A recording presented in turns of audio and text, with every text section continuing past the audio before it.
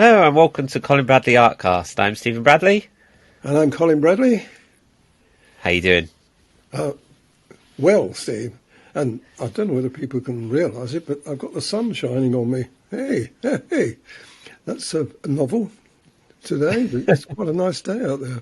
We've had such lousy weather, but not today. So consequently, my spirits are up. Well, the sun may be out. It is out here, but I tell you, it is so cold. It is so cold. Really?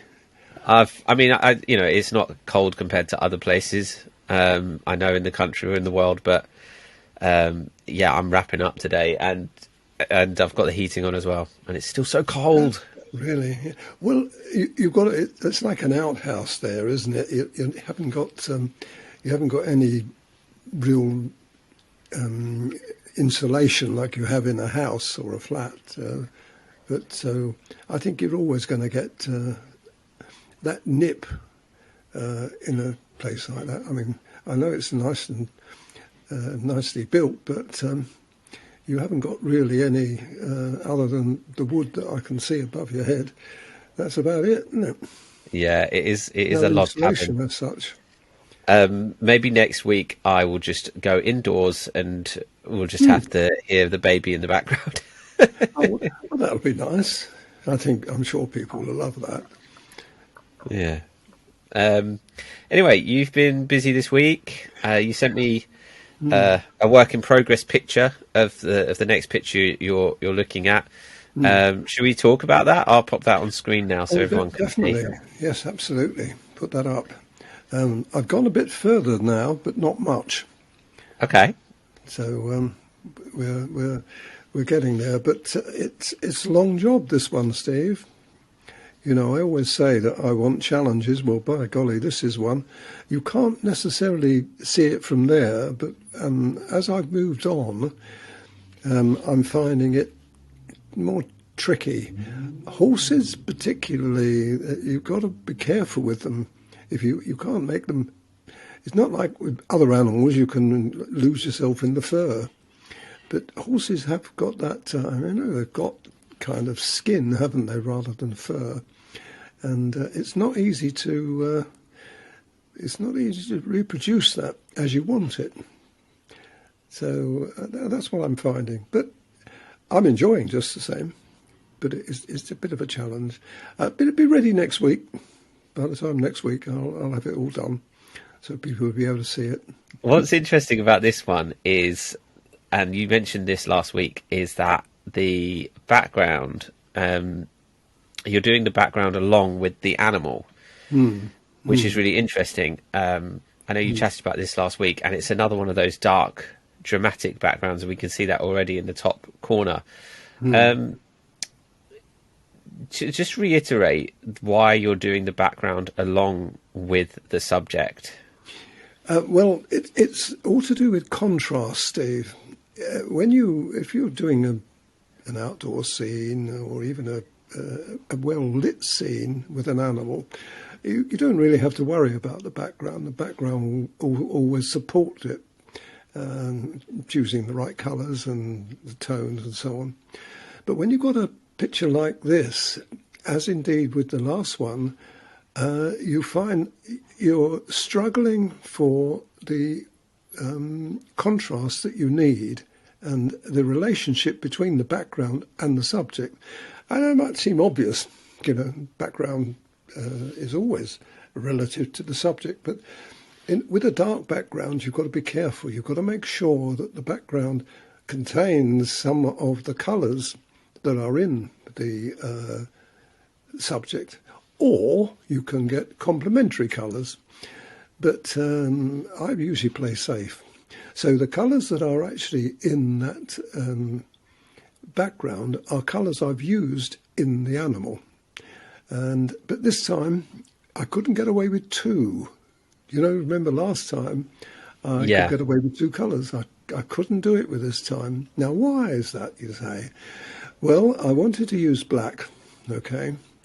And the colour that I would have chosen to use is actually 675, I can tell you that, in the Carbothello.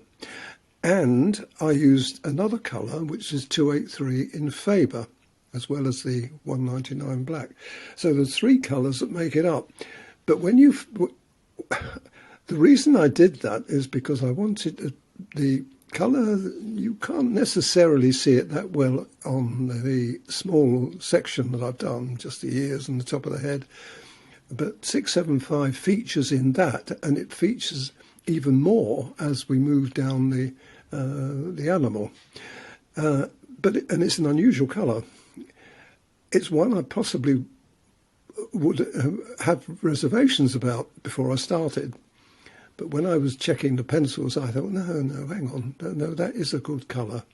Because I'm being guided by the reference picture.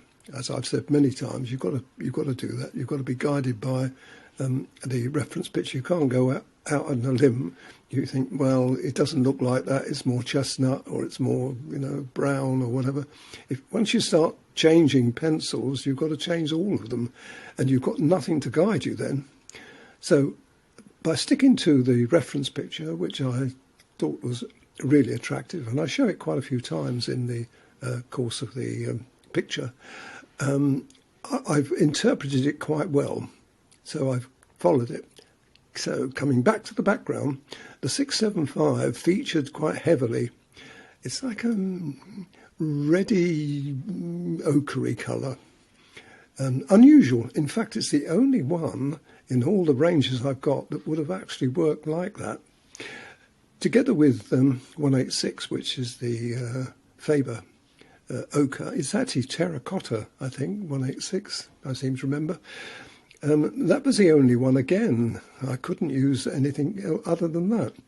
So the combination of those two colours, 675 and 186, go to make the bulk of that tone up. Together with pinks, together with the 283, which is a standard colour of mine when I'm using the ochres. So that was the criteria that I had when I started thinking about the background. But I put the 675 on first, but when you put that on, it doesn't look right at all. And I'm sure people will look at that and think, oh, that's a fun. I'll leave that out. I'll just use the 283. And that would be a mistake, because the colours, the combination of those colours, you can't really see it when you look at the background, finished with the black. But the black and the 283 are influenced by that first colour, 675. It's hard to believe that when you look at a very dark background. Yeah, and I've just looked up that 675 colour. I'll try and pop that on the screen so people can see, because it is a very orangey. You wouldn't. It looks like it's going to be too vibrant for a picture like this, but you're tempering that vibrancy down with the other colours. That's right. Well, it's a colour that you don't put on first, you see. In the situation of the animal itself, the animal skin and hair, you don't put it on first, you add it. So once you put the pinks and the 186 in, and sometimes the 283, then you put that on top. So it adds a tone. It wouldn't work if you put it on its own. You see what I mean? However, on the background, you had to put it on first. So it's I just think it fascinates me when I'm doing it, Steve. When I'm soldering on and what I've done now, that background, I decided even before I'd actually done the eye to actually complete the background totally. The whole thing was done, and that's very unusual for me to do something like that. Yeah, you never do that. There is I go by instinct, and my instinct told me that you do that because there's a lot of skin, as you can see with the reference picture, the line drawing, you can see there's a lot of that colour going to be put on. and you haven't got eye details and other things that you can use. It's going to be quite a lot of that colour on there. So I thought, well, really, what I want to do is to make sure that whatever I do in the animal is going to work with the background. It's the other way round, really. Normally it's the other way round. I would do the animal and make the background work. But in this case, I'd committed myself to the very dark background, so I had to make it work. So I put it on first, and I've actually finished it now. The background is finished, but it looks very odd. And people, when they see it, there's no eye in there, which is very unusual for me to not to put an eye in. So I've worked. I think it's something that would interest people when they see it, and all being well, it's going to turn out really, really well. Yeah, that is so different. That is really interesting. I'm quite looking forward to seeing that because we don't often see a picture that you've done background first, subject second. You've done a small handful of horses and a couple of chestnut coloured horses. I think this is the first one that you've done with other brands integrated. Yes, Do you think probably it's right. been? Do you think it's been easier to get to that realistic colour of the reference picture because of those other brands? Because before you were using just Faber, and I imagine that took a lot more working out to get to that colour that you needed. Whereas now you've got a 675 that you can throw in and go, that make life easier.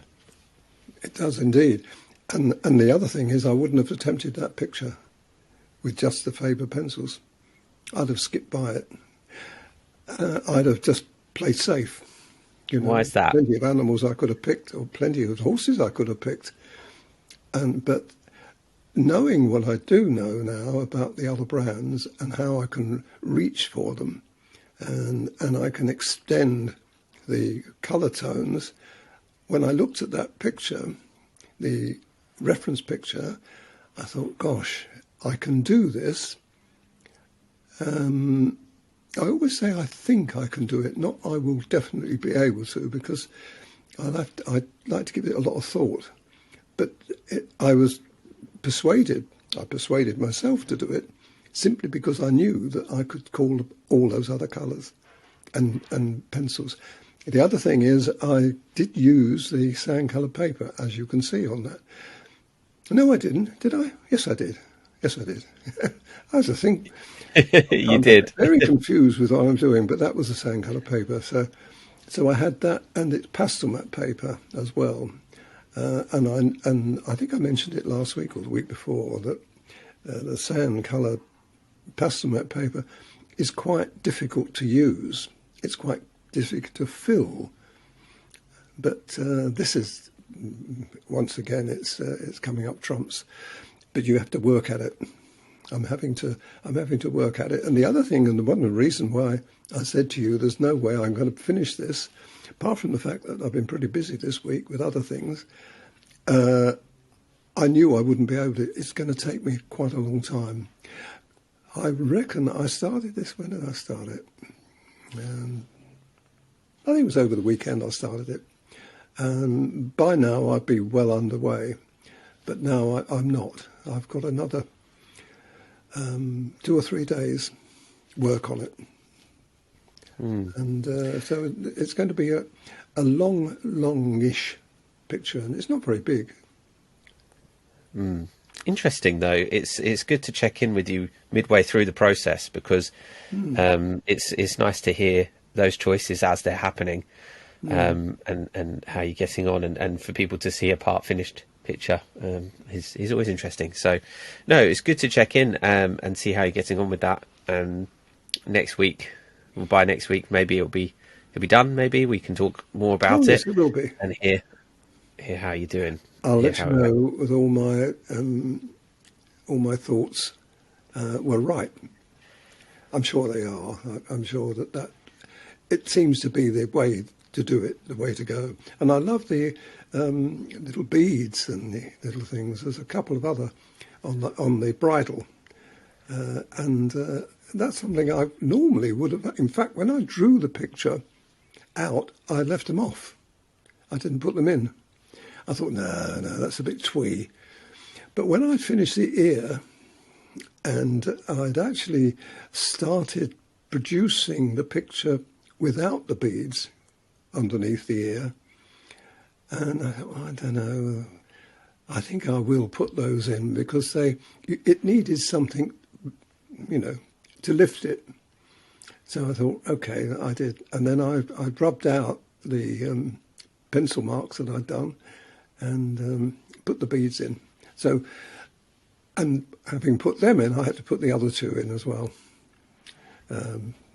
So, again, it's something new to me. Ordinarily, I wouldn't have done it. I would have left those out. But I thought, no, I'll put them in. And I'm pleased I did, because I think that lifted the picture. And the other one, I've done one of the other ones. I haven't finished it. I put it in because I had to work around it. And I'm sure that's going to look good too. Interesting, isn't it? I think when people see the finished picture, they'll probably appreciate the effort that I put into it, because it's quite a bit of effort. What a thought that goes into something like this. Absolutely. Oh, I can imagine. Excellent. That's all great. Well, I look forward to seeing it. I'm sure everyone else is as well, and we'll check in next week to find out how it all went and to see the finished picture, which we'll show everyone as well. Lovely. Well, thanks, Dad, for checking in with us on that one. I hope everyone's found this interesting and is looking forward to next week. But we'll leave it there for now, for this week. So thanks, everyone, for watching and listening. I'm Stephen Bradley. And I'm Colin Bradley. Enjoy your week. Yep, I'm ready. I'm ready when you are. Am I positioned right? Yes, I am. Good. I've lost... That's all right. Sorry about that. Little hiccup for the outtakes.